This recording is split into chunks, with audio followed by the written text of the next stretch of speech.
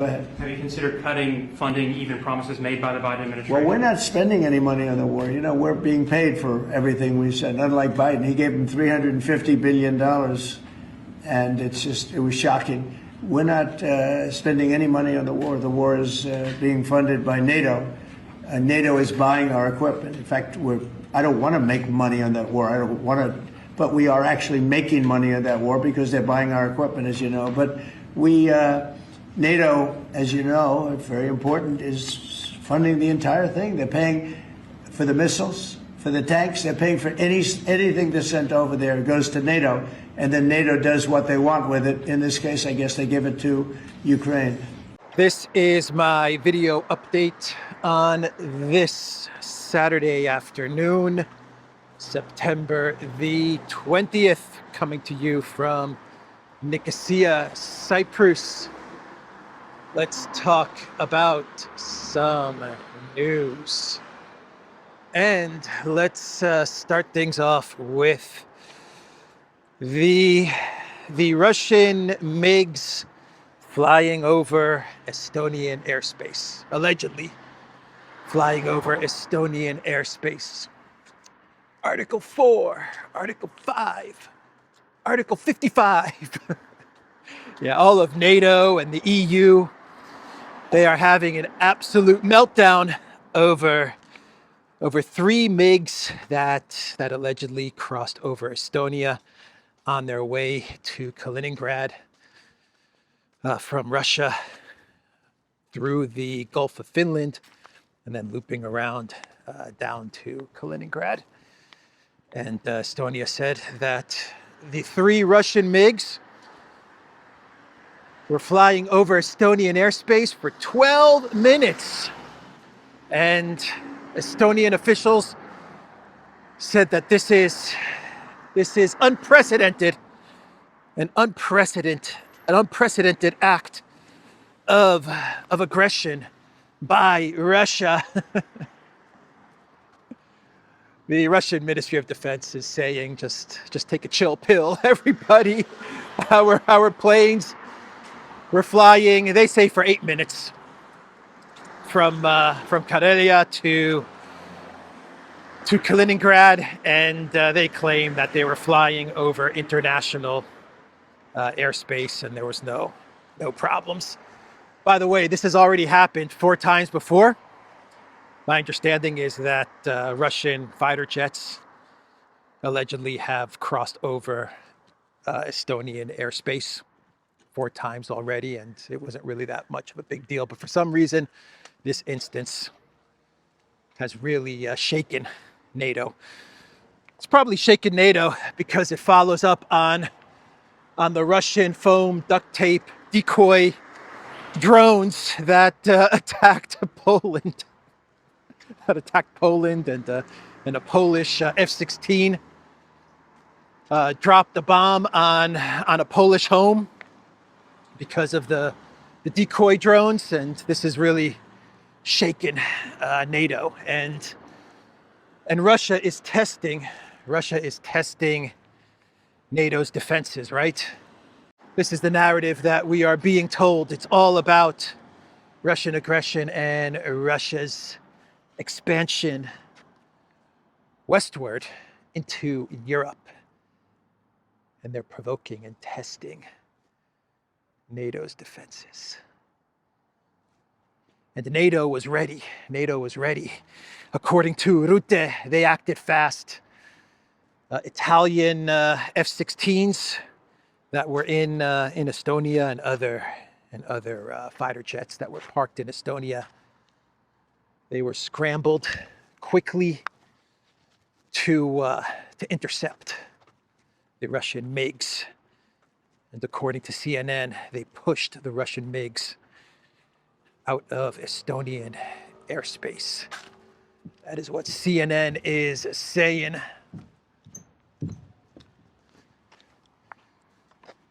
Let me pull up the article from the most trusted name in news. NATO intercepts 3 Russian jets over Estonian airspace. They intercepted those Russian jets And here is what the article is reporting.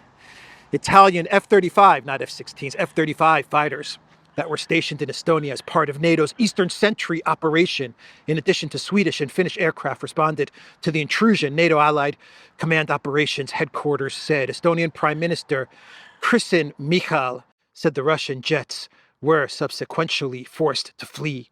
NATO Secretary General Mark Rutte praised the alliance's response as quick and decisive. The CEO of NATO said the response was quick and decisive. Don't you mess with us, Russia. Don't you dare mess with us, because our response is quick and decisive. So Estonia even published a map. That's right, they published a map of the route that the Russian MiGs took. And basically, they were flying over the Gulf of Finland, as the Russian Ministry of Defense said. And they flew over these islands,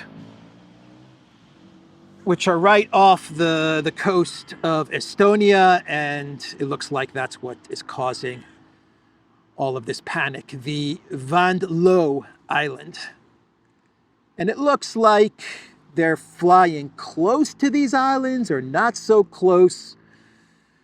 And I think we all know why they're in such a panic, or they're pretending to be in such a panic, NATO and the European Union, because they want to use this incident as another act of Russian aggression towards Europe. And so you have to invest more money into drone walls, and you have to invest more money into NATO and NATO defenses. And you got to spin that washing machine. And you know what, President Trump, you got to do something, man, President Trump. We're under attack, man. We've got foam decoy drones and Russian fighter jets that are flying over the Gulf of Finland, kind of over one of our islands, kind of not. But you have to do something, President Trump. You have to do something. Give us money. Give us money, or place sanctions. There you go. Place sanctions on Russia. That's what they want. They want Trump to place bone-crushing sanctions on Russia. Trump was asked about this in the Oval Office, and his response was, "I don't like it." I don't like it, but whatever. He's like, when I get briefed on this, I'll see. That was Trump's response. I think he knows what's going on. Russian jets entered Estonia's airspace today for 12 minutes. Do you see that as a threat to NATO? Well, I'm going to have to look at it. They're going to be briefing me in a short while, so I'll let you know about it tonight or tomorrow. What's your take in general? Well, I don't love it. I don't love it when that happens. It could be big trouble, but I'll let you know later. They're going to brief me in about an hour. And a follow-up on Charlie. MiG-31s, Russian MiG-31 fighter jets entered Estonian airspace without permission and remained there for a total of 12 freaking minutes, man. Oh, man. Article 4, Article 5, Article 45. What else? Russia responds to Estonia's airspace violation claim. Moscow denies its fighter jets crossed the NATO state's border. What is Russia saying? What's the statement from the Ministry of Defense? According to the Russian MOD, the jets flew over neutral waters of the Baltic Sea, more than 3 kilometers from Estonia's Vandlu Island, without violating Estonian airspace. The flight was carried out in strict accordance with international airspace regulations and without crossing the borders of other countries, the ministry said. The Vandlu Islands over the Baltic Sea. Ah, that Baltic Sea. That Baltic Sea. Causing all kinds of trouble, huh? The Baltic Sea. Causing all kinds of freaking trouble. It's either gas pipelines or Russian fighter jets. Let's see here. Let's see. I'm pulling up a map. I want to take a look at at the geography here. Pulling up a map. Yeah, you have the Gulf of Finland, and then you have this island right off of Estonia, right off of Tallinn, right? Kind of close to Tallinn, and then the fighter jets loop down and they head towards Kaliningrad. That's what you have going on.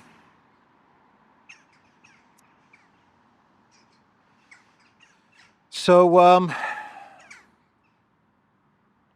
I would not be surprised if you get calls from Finland and Estonia to revive the whole cutting off Russia from the Gulf of Finland, Baltic Sea narrative. Remember that one? They were talking about that a bunch of times about a year and a half ago, 2 years ago. And they haven't talked about it for a while now, that Estonia and Finland, they would cut off Russian access from the Gulf of Finland and effectively make it a NATO lake. Their words, not mine. They would turn it into a NATO lake, and they would prevent Russia from exiting. So this could be one of the reasons why they're making such a stink about this. Maybe they're going to bring up that narrative again.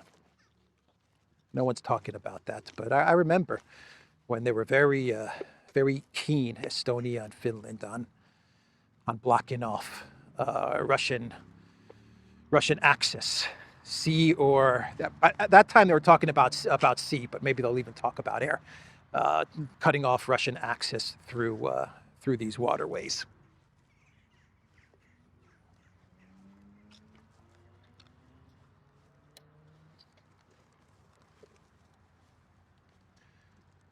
So that was the big news from yesterday, huh? Really big news. Article 5, Article 4. Estonia has called for Article 4 to be enacted, or for them to get together, for NATO to get together and talk about it. They have to get together and discuss it. That's what Article 4 is all about. It's about consulting NATO partners, NATO member states, and seeing how they're going to deal with this. My understanding is that on the Russian side of things, they don't really care much about this narrative. They're really not putting so much time and attention and focus on the MiGs flight route. So that's that. Do I have anything else to talk about? Estonia officially announces that it's invoking NATO Article 4 after today's 12-minute-long violation of Estonia's airspace by 3 Russian fighter jets. Ursula von der Leyen posted on X, "Europe stands with Estonia in the face of Russia's latest violation of our airspace. We will respond to every provocation with determination while investing in a stronger eastern flank. As threats escalate, so too will our pressure. I call on EU leaders to swiftly approve our 19th sanctions package." There you go. She pretty much spells out the reason for this drummed up panic and outrage. She says it in this post on X, right? Invest more in stronger eastern flank, more money, and everyone needs to approve our 19th sanctions package. I'm looking at you, Hungary and Slovakia, right? So that's the reason that they're doing all of this. Money. It's all about money. Money, money, money. Interesting.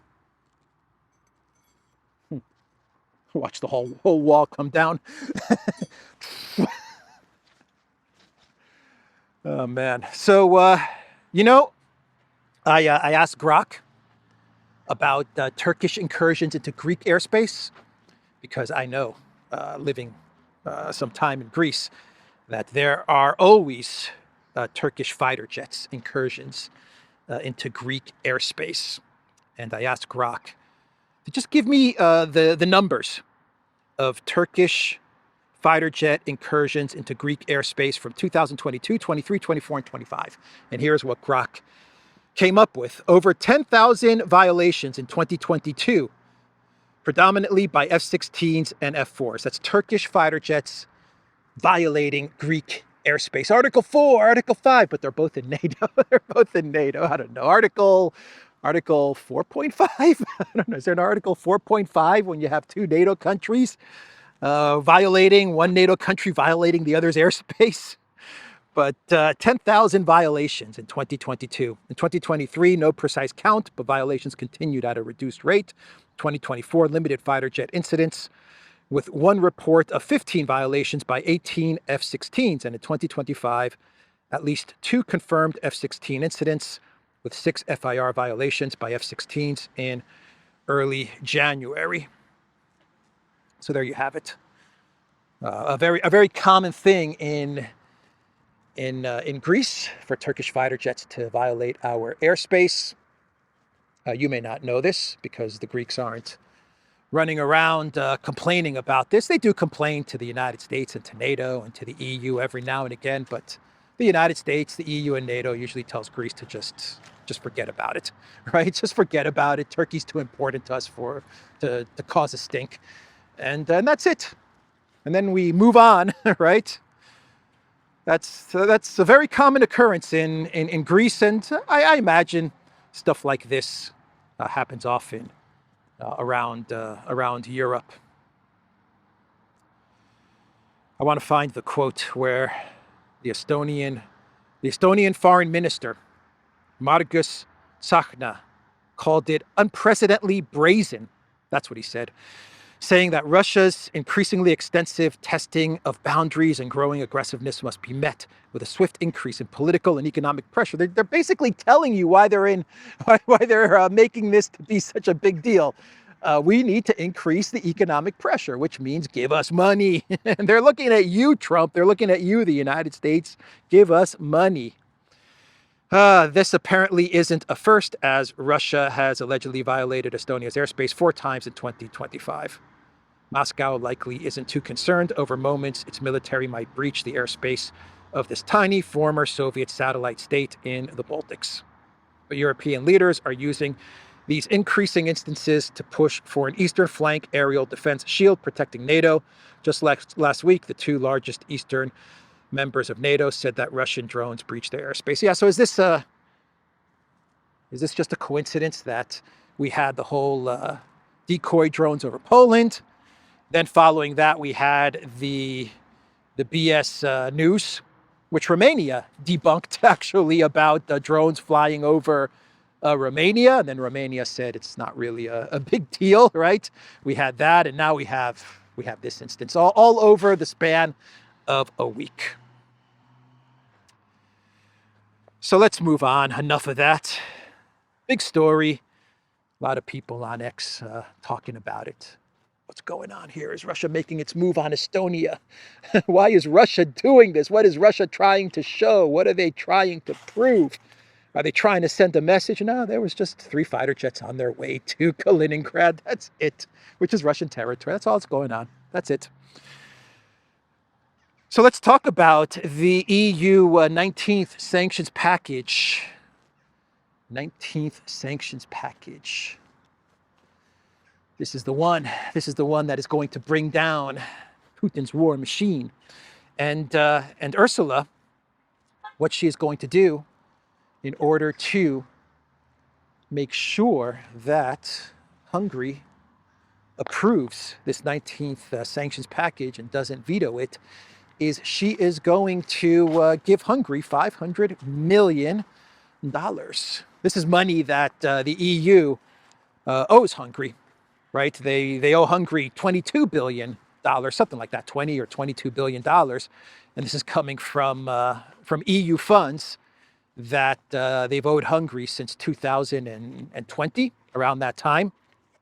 And the EU decided to not pay these funds to Hungary, and they decided to hold on to these funds in order to try and squeeze Orban and make things difficult for the Hungarian economy so that perhaps they can get a new government in place in Hungary, and they hold on to this money, which is owed to Hungary, this 22 billion.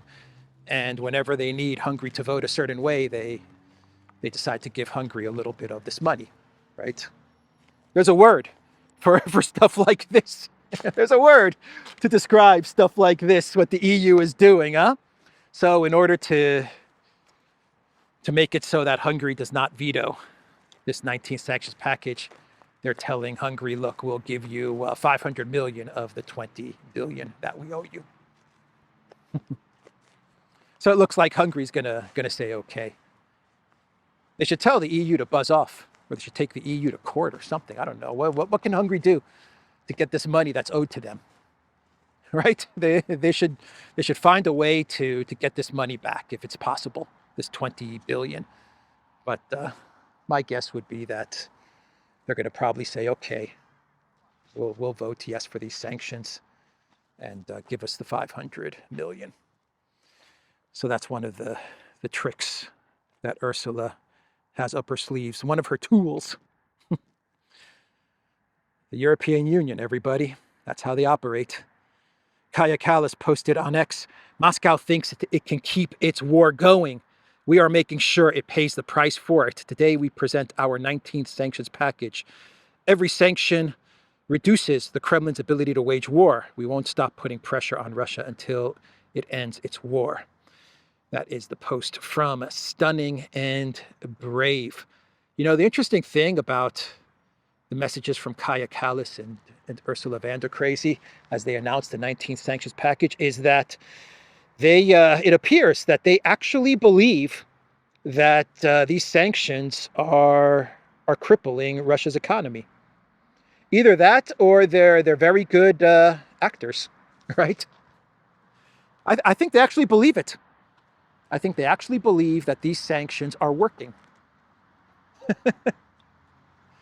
It's like Kellogg. It reminds me a lot of Keith Kellogg, who actually believes that Ukraine is winning because Zelensky and the Ukraine officials tell Kellogg that we're winning. And I think Kellogg, whenever he goes to Kiev and talks to Zelensky and Ukraine officials, leaves Kiev and says they're winning. They told me they're winning. I think that Ursula and Kaja Kallas, they're getting messages from advisors and from people in Kiev telling them just another sanctions package, just one more sanctions package, and that is it. And they're believing it. They are believing it. And then you have to throw in there the fact that, as I said in my video update yesterday, the sanctions packages are a type of ritual.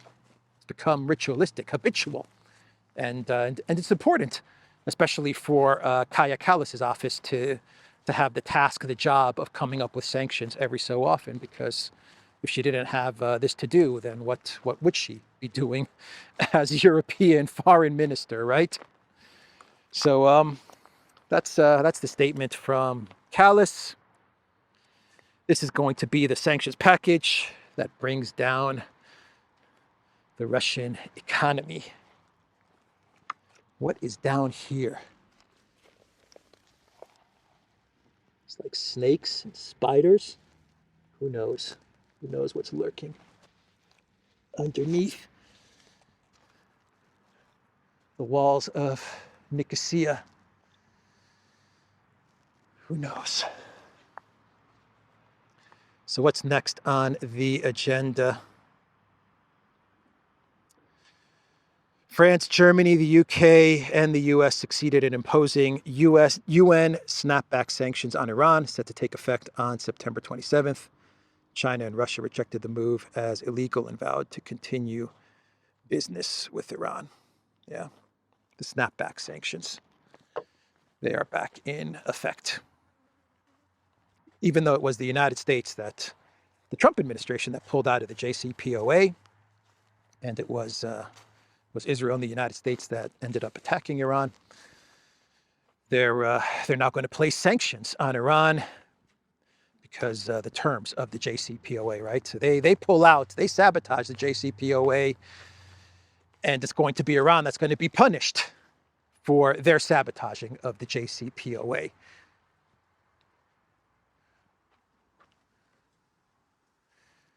I think someone's living here or something, huh? What a shame, man. Trash everywhere.